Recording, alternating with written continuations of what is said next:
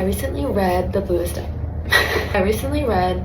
Eyes by Toni Morrison, and I have some thoughts. One of the biggest themes of this book was the acceptance around white perception and how that creates self-hatred within communities of color, specifically in this book, Black communities.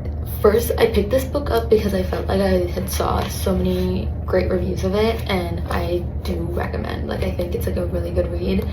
I would say definitely check out the trigger warnings. I wish I had checked out the trigger warnings because at times it was extremely gruesome, but for a reason, purposefully. The book follows a girl named Pekala who's in her early teens, is getting into that middle school phase.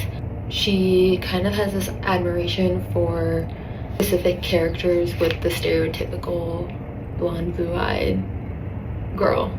I thought it was going to focus a lot more on beauty and this girl, Pekala. Only a third of this book. She's kind of connecting character, but explores all these people that are in her community or within her family. It's an explanation of why she could be acting this way. The thought that I thought was really interesting about this was how each character had a very different reaction or behavior based off of white perception.